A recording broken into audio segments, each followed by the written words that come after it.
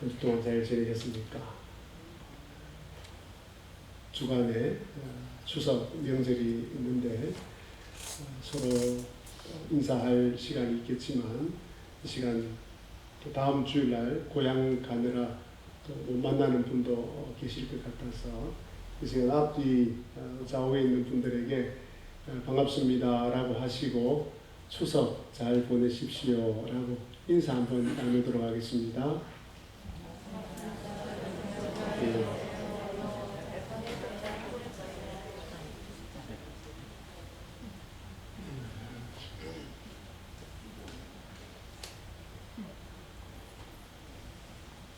로마의 어둡고 습한 지하 감옥에 갇혀있는 바울은 디모데에게 편지를 쓰기 위해서 펜을 듭니다. 무슨 말로 시작을 할까?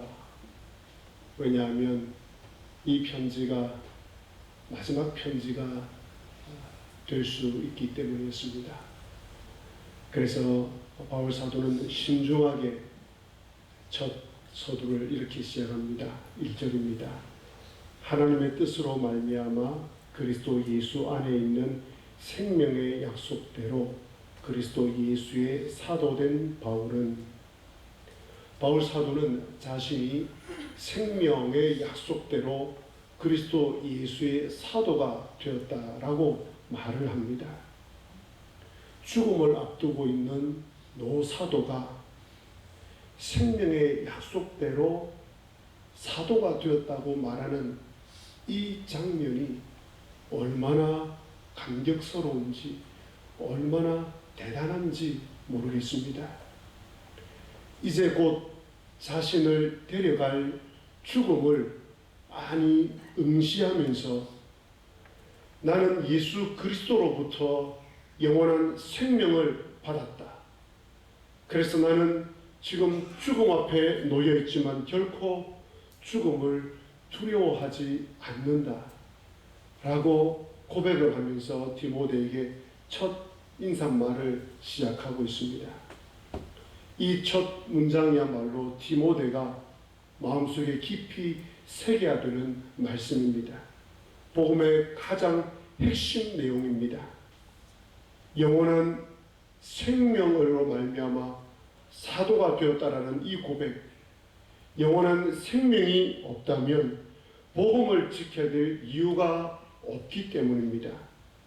예수님께서는 죄인된 저와 여러분에게 약속하신 대로 생명을 주셨습니다.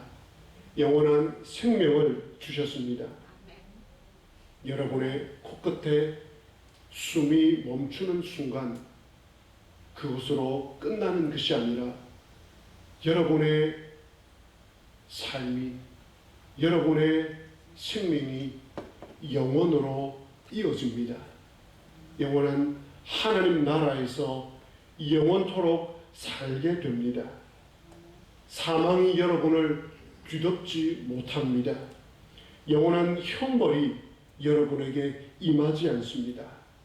그러므로 이 확신 가운데 있는 여러분들은 바울 사도와 똑같은 고백을 할 수 있습니다. 생명의 약속대로 그리스도 예수의 사도된 바울은 이라는 이 고백을 여러분도 하실 수 있으며 하실 수 있기를 간곡히 부탁드립니다. 이제 이렇게 인사말을 시작한 후에 바울 사도는 본론을 이렇게 시작합니다. 내가 밤낮 간구하는 가운데 쉬지 않고 너를 생각하여. 바울 사도는 수많은 사역을 하느라 지쳐 있습니다. 그리고 감옥에 갇혀 있습니다. 육체적 고통을 비롯해서 많은 마음의 고통이 그를 짓누르고 있습니다. 많은 대적자들이 그를 항상 따라다니면서 괴롭히고 있습니다. 그런데 이렇게 온 자신의 일에 신경이 집중되어 있음에도 불구하고 바울 사도는 디모데를 위해서 기도하고 있습니다. 자신을 위해서 기도해도 기도할 시간이 부족할 터인데 디모데를 기도할 때마다 늘 생각한다고 이야기를 하고 있습니다. 저는 제 앞에 놓여 있는 크고 작은 일들을 놓고 기도하는 일도 제대로 하지 못하는 목사입니다. 그래서 저는 압니다. 다른 사람을 위해서 기도한다는 것이 얼마나 어려운 일임을 말입니다. 하지만 저는 이 기도가 얼마나 대단한 것인가를 또한 압니다. 만일 여러분을 위해서 누군가가 매일 기도할 때마다 잊지 않고 기도한다고 생각해 보십시오. 기도할 때마다 여러분을 생각하면서 기도하면서 여러분을 위해서 하나님께 간구한다고 생각해 보십시오. 그만큼 기쁘고 힘이 되는 일은 없을 것입니다. 어렵고 두려운 일을 만나더라도 나를 위해서 온 마음을 다해서 진심으로 기도해 주는 사람이 있다는 생각을 하면 두려움이 사라집니다. 너끈하게 어려움을 헤쳐나갈 수 있을 것 같습니다. 지스포 교회에 와서 놀란 일 중에 하나는 지스포 교회 교우들 안에 사랑함이 풍성하다는 사실입니다. 신방을 가서 성도님들과 이야기를 나누다 보면 성도님들을 위해서 기도하는 분들이 정말 많았습니다.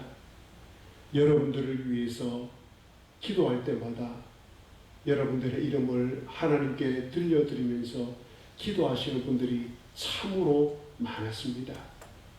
그러니 여러분, 때로 어려움이 여러분들을 닥칠 때마다, 갑작스러운 일들이 생길 때마다 너무 걱정하지 마십시오. 너무 두려워하지 마십시오. 부족한 저와 많은 성도님들이 여러분을 위해서 기도합니다. 여러분의 일인 것처럼 온 마음을 다해서 기도하고 있습니다. 그렇다면 여러분들께서도 누군가를 위해서 기도해야 하지 않겠습니까? 여러분들이 여러분 자신을 위해서 기도하는 그 시간에 또 다른 누군가를 위해서 기도하는 사람이 되어야 하지 않겠습니까? 바울 사도는 디모데를 위해서 기도할 뿐 아니라 디모데를 간절히 보고 싶어 합니다. 왜 바울 사도가 디모데를 이렇게 보고 싶어 하겠습니까? 디모데를 보면 기쁨이 솟아나기 때문입니다. 바울 사도가 디모데를 간절히 보고 싶어 하고 디모데를 보면 기쁨이 솟아나는 이유가 어디에 있겠습니까? 그것은 디모데 속에 있는 거짓이 없는 믿음 때문이었습니다. 바울 사도가 디모데를 만나러 가고 싶어 하고 보면 기쁨이 솟아난다고 말하는 이유는 디모데 속에 있는 거짓 없는 믿음 때문이었습니다. 이 거짓이 없다는 말은 진실하다라는 뜻입니다. 겉과 속이 똑같다라는 단어가 바로 이 거짓 없는 이라는 헬라어 단어입니다. 5절 말씀입니다. 이는 내 속에 거짓이 없는 믿음이 있음을 생각합니다.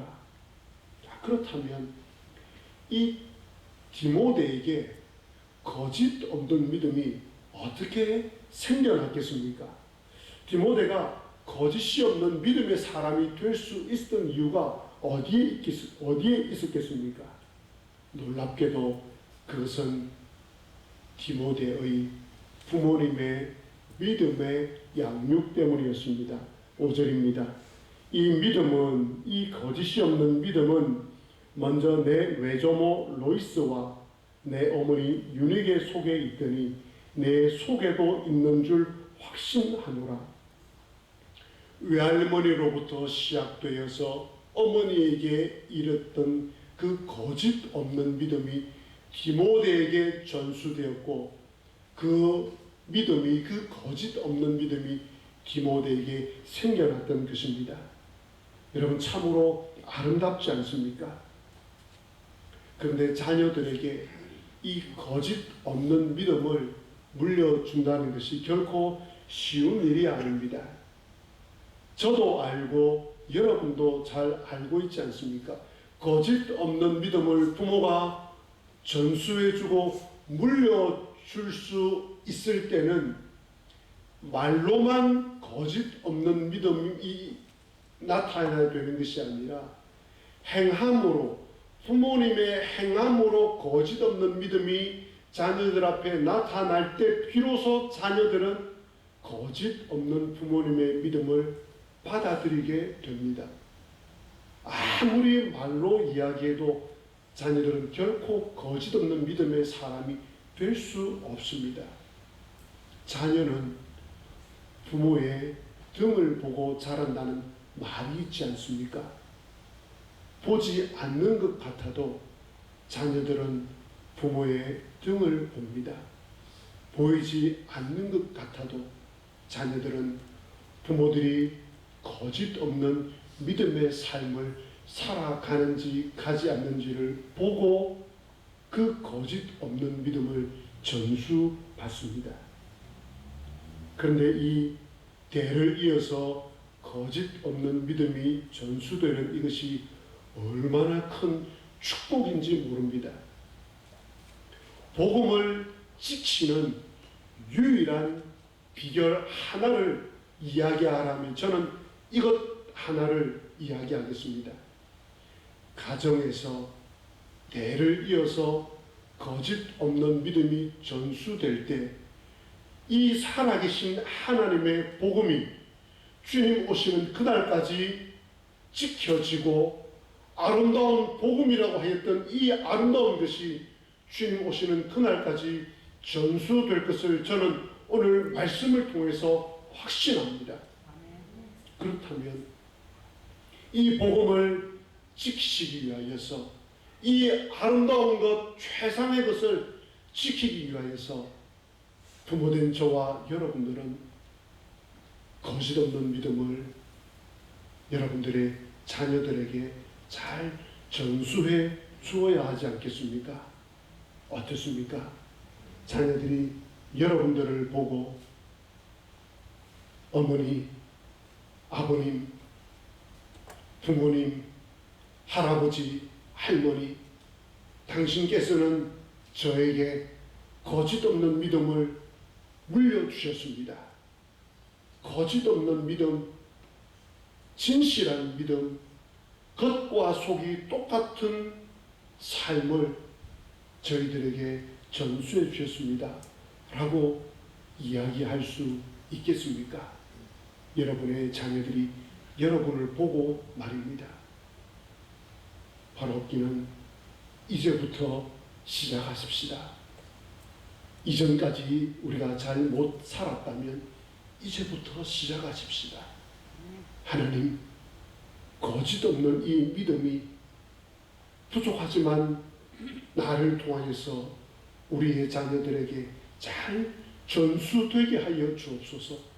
그래서 내 자녀들이 거짓 없는 믿음의 사람으로 잘 자라가게 하여 주시고 훗날 주님 앞에 설 때에 부끄러움 없는 모습으로 서게 하여 주옵소서라고 기도하시고 노력하시는 저와 여러분이 되시기를 간절히 기도합니다.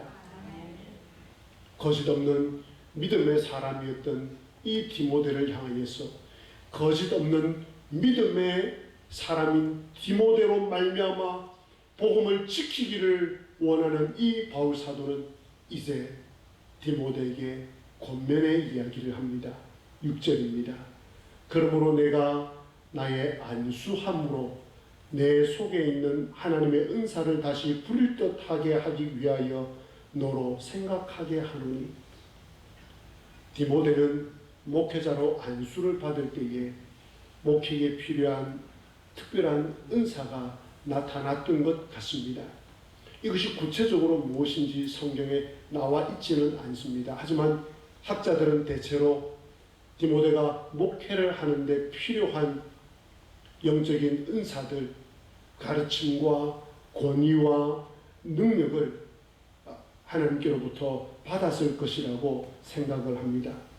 그래서 바울 사도는 디모데가 갖고 있었던 목회에 필요한 이 은사를 다시 불을 붙이라고 권면을 합니다. 어떤 연유에서인지 모르겠지만 디모데는 그 영적인 은사가, 목회를 처음 시작할 때 받았던 그 영적 은사가 점점 식어졌던 것 같습니다. 약해져 버렸던 것 같습니다. 아마 여러 가지 이유가 있을 것입니다. 디모데는 소심한 사람이었어, 목회자였습니다. 육체적으로 굉장히 약한, 위가 굉장히 안 좋은, 그래서 정말 고통을 당하고 있었던 목회자였습니다. 그리고 교회 안에 많은 어려움이 있어서 그것을 헤쳐나가느라 실망에 빠졌습니다. 그렇기 때문에 디모데가 처음 하나님께 목회를 시작할 때 받았던 은사가 약해졌고 식어졌던 것 같습니다. 그런데 바울 사도는 그런 디모데에게 너의 속에 있었던 그 은사를 다시 불릴 듯하게 하기 위하여서, 다시 생각하도록 하기 위하여서 내가 너에게 편지를 쓴다라고 이야기를 하고 있습니다. 디모데는 이 바울 사도의 편지를 읽으면서 자신 속에 있는 은사를 다시 불을 붙여야 합니다. 회복해야 합니다. 그래야지 복음을 지키기 위한 사람으로서, 바톤을 이어받은 주자로서 끝까지 잘 달려갈 수 있기 때문이었습니다. 이 말씀은, 디모데를 향한 바울 사도의 이 권면은 제일 먼저는 저를 위한 말씀입니다. 목회자인 저에게, 지세포 교회의 담임 목사로 이제 시작을 하게 된 저에게 말씀의 은사, 기도의 은사, 치유의 은사, 사랑의 은사가 다시 불일 듯하게 불이 붙어야 하겠습니다. 그래야만 주님의 교회인 지세포교회를 감당할 수 있기 때문입니다. 아름다운 하나님의 복음을 주님 오시는 그날까지 지켜낼 수 있기 때문입니다. 저뿐만 아니라 여러분들께서도 하나님께로부터 받은 영적인 재능과 은사를, 그 은사에 다시 불을 붙이시기 바랍니다. 그 은사를 다시 회복하시기를 바랍니다. 그래서 오늘 설교 후에 시무 장로님들과 시무 권사님들과 은퇴 권사님들과 은퇴 장로님들과 또 은퇴 안수 집사님들과 우리 시무 안수 집사님들 앞으로 나오셔서 기도하는 시간을 갖도록 하겠습니다. 나중에 준비해 주시기를 바랍니다. 우리는 여기까지 말씀을 듣고 나면 이런 생각이 듭니다. 과연 내 속에 식어있는 영적인 재능과 은사가 다시 불일 듯하게 불타오를 수 있을까? 과연 회복될 수 있을까? 뜨거웠던 과거의 신앙이 다시 불타오를 수 있을까? 나는 이미 은퇴했는데, 나는 나이가 많은데, 내 속의 신앙이 식어진 지 오래되었는데 다시 불타오를 수 있을까? 라는 생각이 드실 것입니다. 바울 사도는 그래서 디모데에게 그 은사에 불을 붙이는데 두려워하지 말라고 말을 합니다. 하나님께서 주신 마음은 두려워하는 마음이 아니라고 하면서 하나님께서 주신 마음은 사랑과 능력과 절제하는 마음이라고 이야기를 합니다. 7절입니다. 하나님이 우리에게 주신 것은 두려워하는 마음이 아니요 오직 능력과 사랑과 절제하는 마음이니. 사랑하는 여러분, 하나님께서는 저와 여러분들에게 능력을 주셨습니다. 교회를 세울 수 있고, 성도들을 돌아볼 수 있고, 가정을 세울 수 있고, 직장을 세울 수 있는 능력을 우리에게 주셨습니다. 우리에게 성도들을 사랑할 수 있고, 가족들을 사랑할 수 있고, 이웃들을 사랑할 수 있는 사랑의 마음을 주셨습니다. 하나님께서는 우리에게 절제하는 마음을 주셨습니다. 죄를 향해서 달려갈 때에 절제할 수 있는 마음을 주셨습니다. 모든 일에서 절제할 수 있는 마음을 우리에게 주셨습니다. 그러므로 그 사실을 믿으시고 여러분 속에 있는 영적인 재능과 은사를 사용하십시오. 다시 불을 붙이십시오. 아니, 불이 붙을 때까지 다시 꺼집어내어서 사용하십시오. 계속 훈련하십시오. 사용하지 않으면, 훈련하지 않으면 능력이 사라집니다. 가만히 있으면 자동적으로 그 불이 꺼집니다. 그러나 계속 훈련하면, 계속 사용하면 그 은사가 더 불이 붙습니다. 더 놀라운 능력을 발휘합니다. 그러면 여러분 개인이 갖고 있는 정서적인 문제, 심리적인 문제, 정신적인 문제, 육체의 문제까지도 하나님께서 뛰어넘게 해 주십니다. 여러분을 통하여서 사람이 살아나게 됩니다. 여러분을 통하여서 가정이 살아나고 교회가 살아나고 이 사회가 살아납니다.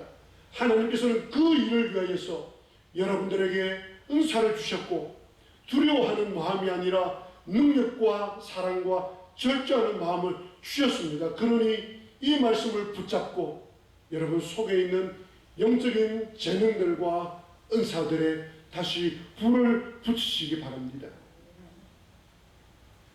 저는 여러분 속에 있는 영적인 재능과 은사가 다시 불이 붙도록 하기 위하여서 이번 한 주간 동안 이렇게 기도하려고 합니다. 하나님,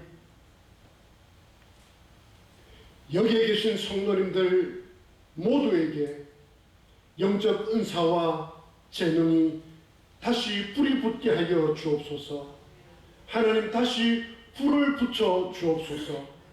뜨거웠던 지난날의 열정을 회복시켜 주옵소서. 하나님을 만났던 그 첫사랑을 회복시켜 주옵소서. 성도님들을 통하여서 아름다운 복음이 지켜지게 하여 주옵소서. 지세포 교회가 살아나게 하여 주옵소서. 복음이 끝까지 힘을 얻어 뻗어가게 하여 주옵소서. 하나님, 회복된 성도님들을 통하여서 이들의 가정과 직장이 살아나게 하여 주옵소서라고 말입니다. 저뿐만 이런 기도를 드릴 것이 아니라 여러분들께서도 저와 동일하게 이 기도로 한 주간을 지내시고, 아니 여러분 속에 식어있던 영적인 재능과 은사가 다시 불이 붙을 때까지 계속 훈련하시고 계속 사용을 하시기를 바랍니다. 그러면 반드시 여러분 속에 잠자고 있던 영적인 재능과 은사에 불이 붙을 것입니다. 여러분 잘 아시지 않습니까? 에스겔의 환상의 골짜기에서 마른 뼈가 살아났던 그 역사를 여러분들은 기억하고 있지 않습니까? 하나님께서 마른 뼈가 다시 살아날 수 있음을 우리에게 보여주시면서 오늘 저와 여러분들이 다시 살아날 수 있음을 말씀하고 있습니다. 오늘 하나님께서는 바울 사도를 통해서 우리에게 말씀하고 있습니다.